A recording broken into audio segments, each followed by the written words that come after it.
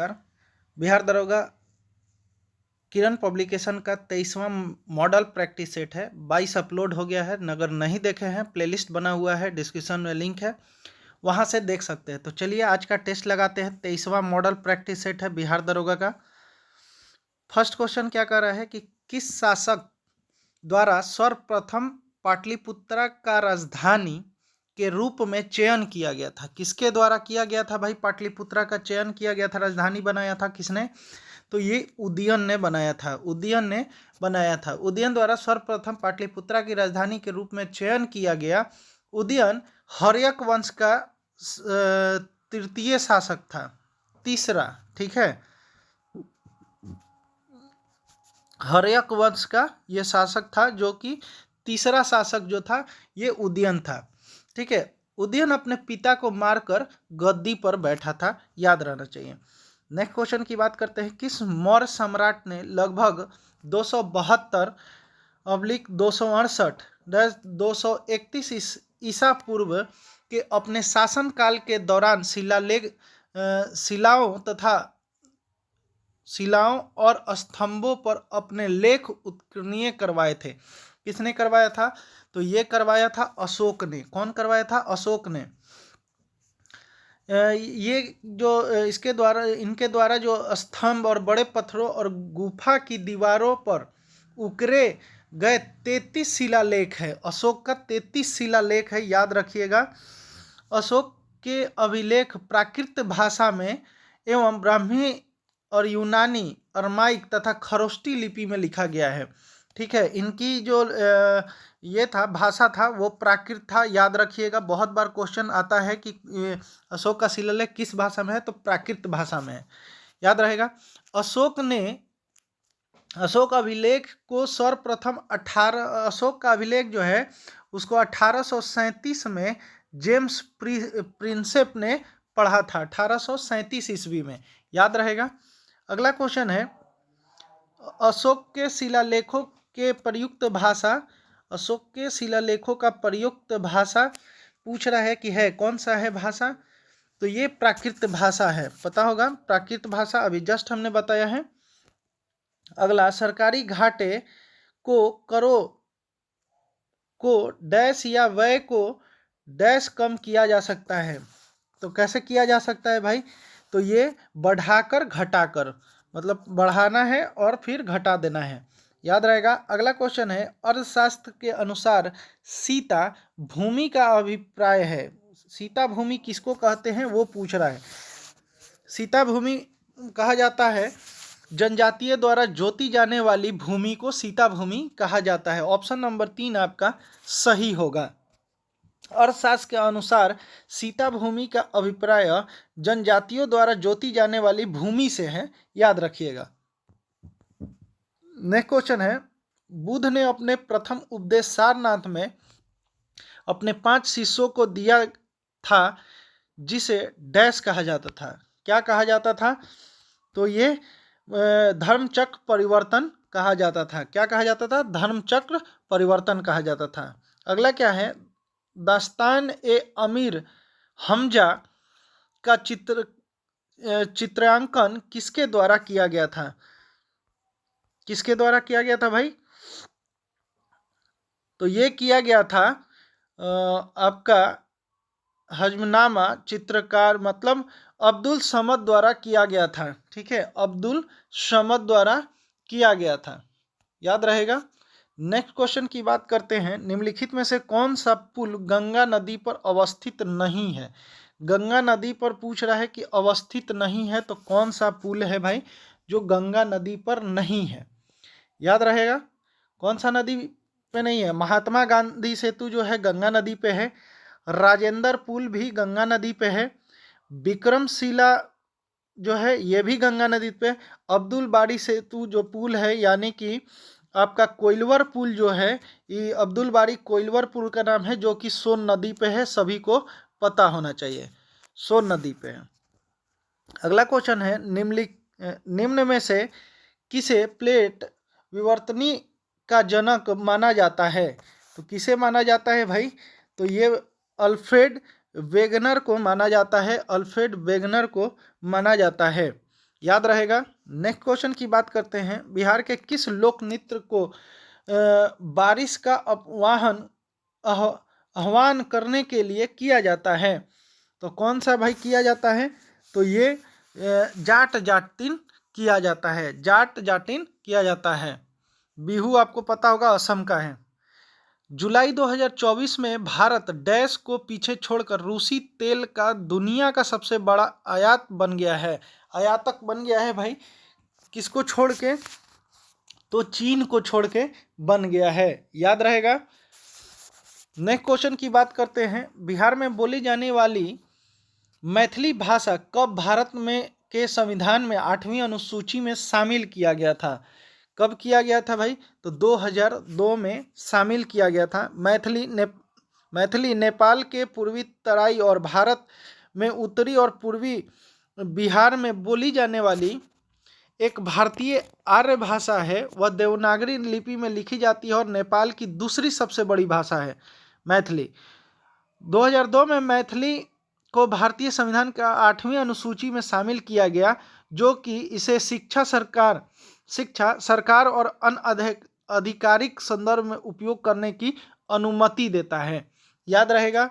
Next question की बात करते हैं, त्रावणकोर में कांग्रेस ने त्रावणकोर राज्य के जिस दीवान की स्वेच्छाचारी सरकार के विरुद्ध सविनय अवज्ञा आंदोलन आरंभ किया था, वे थे? कौन थे भाई? तो ये सीपी रामास्वामी अय्यर, सीपी रामास्वामी अय्यर थे। नेक्स्ट क्वेश्चन की बात करते हैं। नेक्स्ट क्या कह रहा है कि संसद के प्रत्येक राज्य के विधानमंडल के सभी चुनावों के लिए तथा राष्ट्रपति और उपराष्ट्रपति के पदों के चुनावों के लिए मतदाता सूची तैयार करने की भूमिका निर्वहन कौन करता है? तो कौन करता है भाई? तो ये चुनाव आयोग करता है, याद रखिएगा। नेक्स्ट क्वेश्चन की बात करते हैं, भारत में राष्ट्रीय उपभोक्ता दिवस कब मनाया जाता है? उपभोक्ता दिवस जो है वो 24 दिसंबर को मनाया जाता है। ऑप्शन नंबर 3 आपका सही होगा। उपभोक्ता दिवस 24 दिसंबर 1986 को राष्ट्रीय उपभोक्ता कानून लागू किया गया था। इसी दिन राष्ट्रीय उपभोक्ता दिवस मनाया जाता है। कब? 1986 में 24 दिसंबर 1986 में ये लागू हुआ था, इसलिए 24 दिसंबर को राष्ट्रीय उपभोक्ता दिवस मनाया जाता है। अगला है राष्ट्रपति द्रौपदी मुर्मू ने किसको पहला विज्ञान रत्न पुरस्कार प्रदान किया?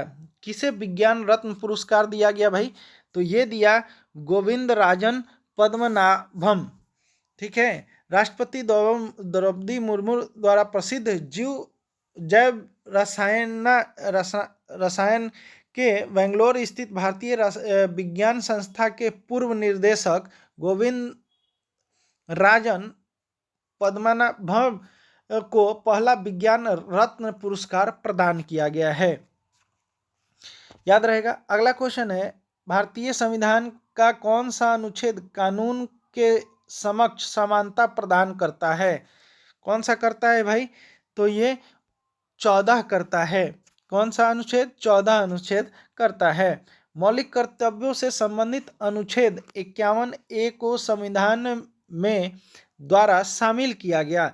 कब किया गया भाई? तो ये किया गया है 42वां संविधान संशोधन अधिनियम द्वारा किया गया है। अगला क्वेश्चन है, पंचायती राज व्यवस्था के तहत ग्राम सभा के सदस्य कौन हैं?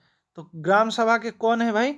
तो ये पंचायत क्षेत्र में मतदाता के रूप में पंजीकृत सभी वयस्क सदस्य हैं, याद रहेगा। नेक्स्ट क्वेश्चन की बात करते हैं, 1927 की बटलर कमेटी का उद्देश्य था। बटलर कमेटी का उद्देश्य क्या था भाई? तो ये था भारत सरकार तथा विदेशी राज्य के मध्य संबंधों का सुधारना, याद रहेगा, सुधारना, ठीक है। भारत सरकार तथा देशी राज्यों के मध्य संबंधों को सुधारना, याद रहेगा। अगला क्वेश्चन है, अर्थशास्त्र में बजट अधिशेष का क्या अर्थ है?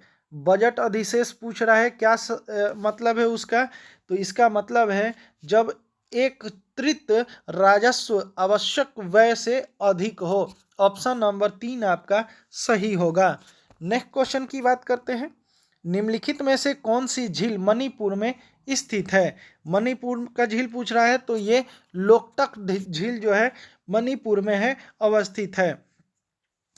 ये भारत के सबसे ताजे पानी की सबसे बड़ी झील है। यह अपनी सतह पर तैरते हुए वनस्पति और मिट्टी से बने द्वीपों के लिए प्रसिद्ध है, जिन्हें कुंदी कहा जाता है। कुंदी कहा जाता है, कुंदी, कुंदी याद रहेगा, कुंदी कहा जाता है। झील का कुल क्षेत्रफल 280 वर्ग किलोमीटर है। यह झील मणिपुर के चुंडा चांदपुर जिले में स्थित है। ठीक है, और यहीं पे केबुल लामजाऊ नेशनल पार्क जो है दुनिया का एकमात्र तैरता हुआ राष्ट्रीय उद्यान है, जो भारत के मणिपुर राज्य में उत्तर पूर्वी में स्थित है, याद होना चाहिए। अगला क्वेश्चन है, निम्नलिखित में से कौन सी जनजाति नीलगिरी पहाड़ियों में नहीं पाई जाती है? तो नहीं पाया जाता है पूछ रहा है, तो टोडा जनजाति नहीं पाया जाता है। यह नीलगिरी टोडा जनजाति मूल जनजाति जो है समुदाय में से एक है, जो नीलगिरी बृहद प्रांत के निवास करते हैं। ठीक है, बृहद प्रांत में, याद रहेगा। अगला क्वेश्चन है, गोदावरी नदी महाराष्ट्र के डैश जिले से पश्चिमी घाट की ढलानों से निकलती है? तो कहाँ से निकलती है? तो गोदावरी नदी नासिक से निकलती है, याद रखिएगा। अगला क्वेश्चन है, श्रीनगर डैश नदी के तट पर स्थित है? तो श्रीनगर जो है झेलम नदी के तट पर स्थित है। ऑप्शन नंबर 2 आपका सही होगा। अगला क्वेश्चन है, मैक्सिको की खाड़ी किसके द्वारा अटलांटिक महासागर से जुड़ी हुई है? तो किससे जुड़ा हुआ है? तो फ्लोरिडा जल संधि से जुड़ा हुआ है, फ्लोरिडा जल संधि से जुड़ा हुआ है। अगला है, हवाई ज्वालामुखी निम्नलिखित में से किसका उदाहरण है? हवाई ज्वालामुखी है ढाल ज्वालामुखी से संबंधित है। ऑप्शन नंबर ए आपका सही होगा। अगला क्वेश्चन है, निम्नलिखित में से कौन सा प्रणाली भारत के ब्रिटिश शासन के दौरान भूमि राजस्व प्रणाली से संबंधित नहीं थी? तो कौन सा नहीं था भाई? तो ये दस्तक नहीं था।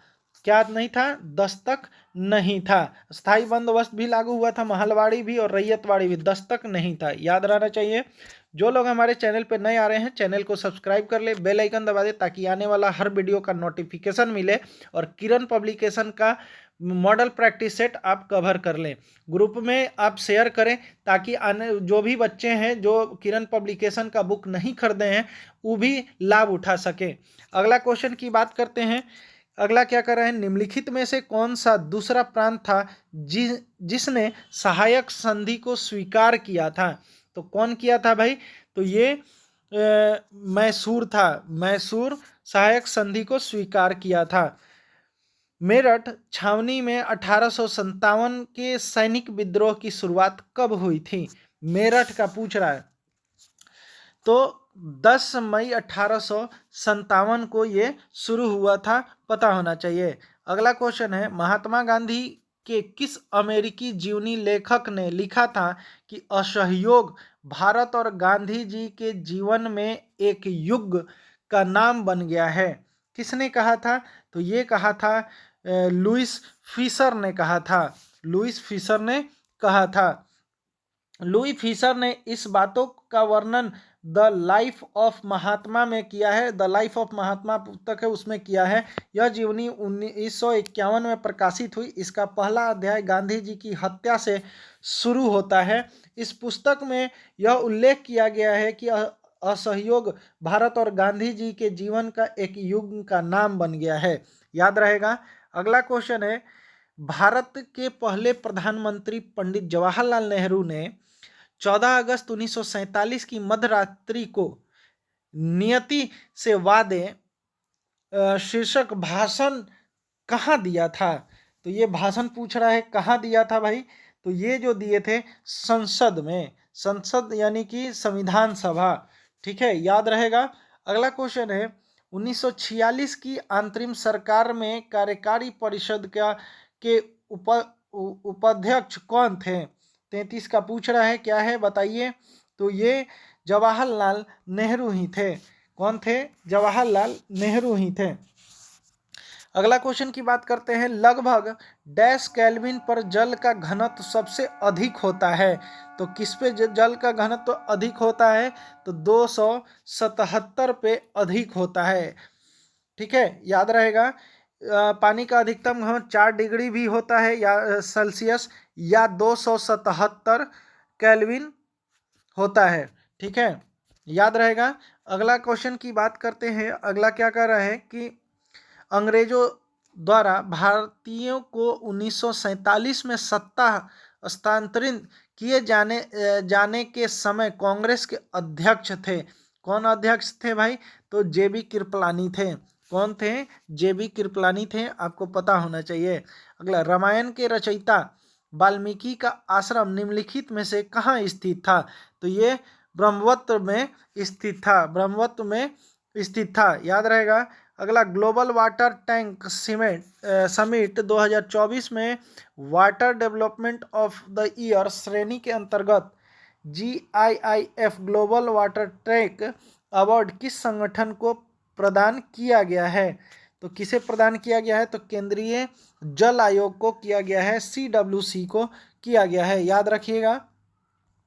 अगला है, निम्नलिखित में से कौन सी जनजाति उत्तर प्रदेश के अनुसूचित जनजाति की सूची में शामिल नहीं है?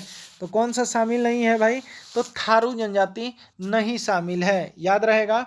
नेक्स्ट क्वेश्चन की बात करते हैं। अंतर्राष्ट्रीय क्रिकेट परिषद में 9वें महिला T20 विश्व कप को बांग्लादेश से हटाकर किस देश में आयोजित करने का निर्णय लिया गया है?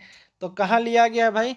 UAE में लिया गया है। UAE में लिया गया है। अगला क्वेश्चन है, लंदन में द्वितीय गोलमेज सम्मेलन की असफलता इनकी छत्र छाया में हुआ? किनके छत्र छाया में हुआ भाई? तो इरविन गांधी समझौता के छत्र छाया में हुआ, याद रखिएगा। अगला क्वेश्चन है, जनगणना 2011 के अनुसार निम्नलिखित में से किस जिले की आबादी सबसे अधिक है? जिले की आबादी पूछ रहा है, कहाँ अधिक है? तो ये मधुबनी में अधिक है, याद रहेगा। उसके बाद है गया, उसके बाद है समस्तीपुर, तब सारण, याद होना चाहिए। फर्स्ट हो गया मधुबनी। अगला क्वेश्चन है, संविधान के 73वें संशोधन का संबंध किससे है? 73वां संविधान संशोधन पूछ रहा है, तो ये जो है पंचायती राज अधिनियम से संबंधित है, याद होना चाहिए। नेक्स्ट क्वेश्चन की बात करते हैं, बिहार राज्य विद्युत बोर्ड की स्थापना की गई थी, कब किया गया है भाई? तो ये किया गया है 1 अप्रैल 1958 को किया गया है। 1 अप्रैल 1958 को किया गया है। अगला क्वेश्चन है, लोकसभा की कार्यवाही में भाग लेने का अधिकारी कौन नहीं है? अधिकारी कौन अधिकारी नहीं है भाई? तो ये जो है भारत के राष्ट्रपति के सचिव नहीं है, याद होना चाहिए। अगला क्वेश्चन है, कांग्रेस कार्यकारिणी समिति ने जुलाई 1942 में डैश में भारत छोड़ो प्रस्ताव को अंगीकृत किया था? कब, कहाँ किया था? तो वर्धा में किया था।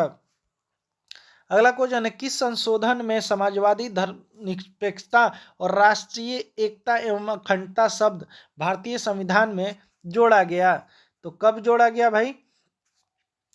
कब जोड़ा गया? तो ये 42वां संविधान संशोधन में जोड़ा गया था। अगला है, दक्कन ट्रैप में पाई जाने वाली काली मिट्टी डैश फसलों की खेती के लिए अत्यधिक उपयुक्त मानी गई है? तो किसके लिए मानी गई है? तो ये कपास के लिए मानी गई है। कपास के लिए काली मिट्टी बहुत ही अत्यधिक उपयुक्त मानी जाती है, याद रहेगा। अगला क्वेश्चन है, विश्व जल सप्ताह 2024 का विषय क्या था? जल का पूछ रहा है, विश्व जल सप्ताह का पूछ रहा है, तो क्या होगा? तो सीमाओं को पटाना, शांतिपूर्ण और टिकाऊ भविष्य के लिए जल। ऑप्शन नंबर 3 आपका सही होगा, याद रखिएगा।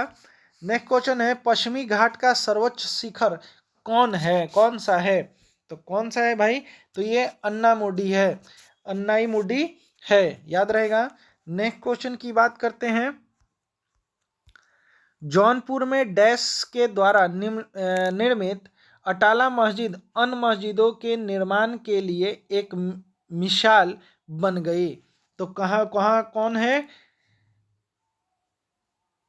तो ये इब्राहिम सर्की जो है ये बन गए, इब्राहिम सर्की जो है बन गए। अगला क्वेश्चन है, निम्नलिखित में से कौन लगातार 2 बार राष्ट्रपति थे? लगातार 2 बार राष्ट्रपति राजेंद्र प्रसाद थे, आपको पता होना चाहिए। नेक्स्ट क्वेश्चन की बात करते हैं। निम्न में से कौन सा नदी बेसिन विश्व का सर्वाधिक आबादी वाला नदी बेसिन है? तो कौन सा है? तो गंगा नदी है। कौन सा है? गंगा नदी है। विश्व के विशालतम स्वर्ण क्षेत्र दक्षिण अफ्रीका की निम्न में से कौन सी पर्वत श्रेणी में अवस्थित है? कौन सा पर्वत श्रेणी में अवस्थित है भाई? तो ये बिटवाट्स रेड में अवस्थित है। अगला है, सरकार लोकसभा में वक्फ विधेयक 2024 पेश करेगी, निम्नलिखित कथनों में से कौन सा सही है? सही पूछ रहा है, कौन सा है? तो ये होगा आपका, दोनों का पूछ रहा है तो दोनों का दोनों ही सही होगा। वक्फ विधेयक 2024 वर्ष अधिनियम 1995 में प्रस्तावित संशोधन है। इस विधेयक को अल्पसंख्यक मामलों में के मंत्री किरेन रिजिजू लोकसभा में पेश किए और 40 संशोधन प्रस्तावित किए गए, यानी कि दोनों के दोनों सही है। ऑप्शन नंबर 3 आपका सही होगा। अगला है, हिमालय काटकर एवं बहाकर आने वाली नदियां है। कौन सी नदियां हैं? कौन सी नदियां हैं? तो ये जो है ब्रह्मपुत्र, सतलज और सिंधु तीनों नदियां हैं। ठीक है, हिमालय काटकर और बहाकर आने वाली नदियां हैं। अगला क्वेश्चन है, निम्नलिखित में से कौन सा मानवीय पुरुष प्रजनन प्रणाली का हिस्सा नहीं है? प्रजनन प्रणाली का हिस्सा नहीं है तो ये है डिम्बवाहिनी नली। डिम्बवाहिनी नली ऑप्शन नंबर 1 आपका सही है। नेक्स्ट क्वेश्चन की बात करते हैं।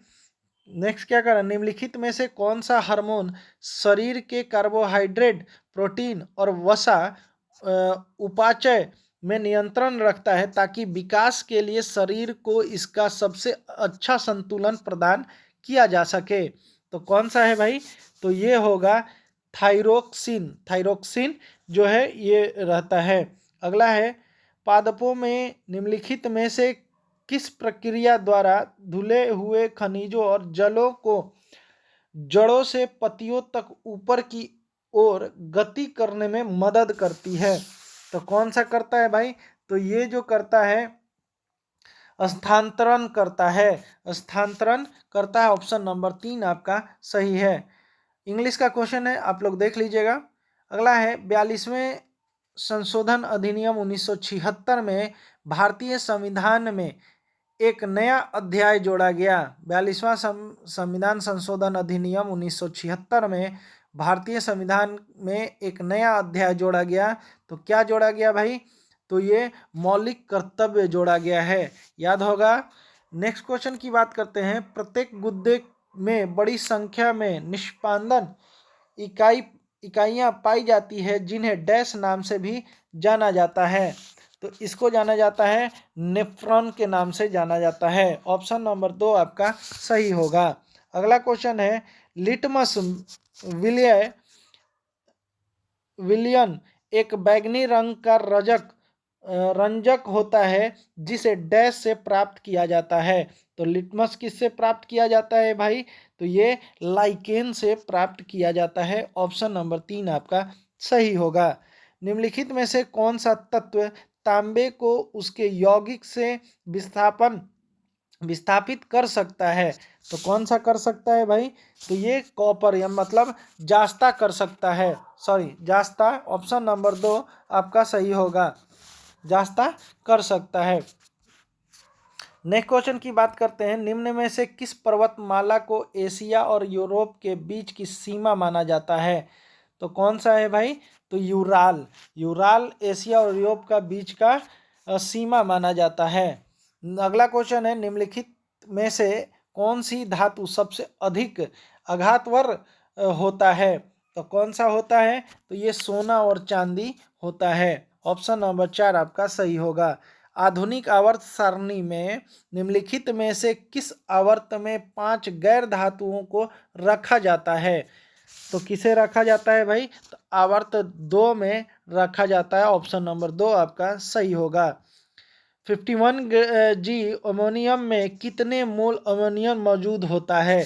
तो कितना होता है भाई? तो ये 3 अमोनियम उपलब्ध इसमें होता है। ठीक है। एक मोल में कितना होता है? एक मोल में होता है 17। ठीक है। तो 51 का पूछ रहा है, तो 51 में इतना को डिवाइड कर दीजिए, 17 तिया 51, यानी 3 मोल होता है। याद होना चाहिए। इंग्लिश का ये क्वेश्चन है, आप लोग देख लीजिए। इसमें विथ होगा, यहाँ पे eye brim with tear in blinked hard. ठीक है। विथ ऑप्शन नंबर 1 आपका सही होगा। भारत की संसद में डैश शामिल होते हैं? तो भारत के संसद में कौन शामिल होते हैं? तो ये राष्ट्रपति, लोकसभा और राज्यसभा तीनों शामिल होते हैं। अगला क्वेश्चन है 12 वोल्ट के विभवांतर वाले दो बिंदुओं के बीच 5 सी के आवेश को स्थानांतरित करने में किए जाने वाले कार्य का मान कितना होगा? तो कितना मान होगा भाई? तो 16 जूल, यानी 16 जे आपका आंसर हो जाएगा। अगला है निम्नलिखित प्रश्न में दिए गए 4 विकल्पों में से उस विकल्प का चयन कीजिए करे जो दिए गए मुहावरे का अर्थ को सर्वश्रेष्ठ रूप से व्यक्त करता है। टुकुर टुकुर देखना, इसका मतलब क्या होगा? टुकुर टुकुर देखना का मतलब इसका होता है टकटकी लगाकर देखना। याद रहेगा, टकटकी लगा के देखना। नेक्स्ट है तैरते हुए दीप फुमदिश निम्न में से किस झील की अनूठी विशेषता है? तो किसका है भाई? तो ये लोकतक झील जो मणिपुर में है उसका है। लोकटक है, लोकतक हो गया है, याद रखिएगा। यहाँ पे मैथ का क्वेश्चन है। एक वस्तु को फोकस लंबाई 20 सेंटीमीटर है, उत्तर लेंस के मुख्य अक्ष में लंबवत रखा गया है। लेंस में वस्तु की दूरी 30 सेंटीमीटर है। बनने वाली छवि की स्थिति ज्ञात कीजिए। मैथ का हो गया था, मैथ का क्वेश्चन नहीं है ये, याद रखेगा। तो ये कितना होगा? तो 60 सेंटीमीटर होगा। कितना होगा? 60 सेंटीमीटर होगा। इसका कैलकुलेशन निकाल लीजिएगा। निम्नलिखित में से कौन सा रक्ताल्पता का लक्षण नहीं है?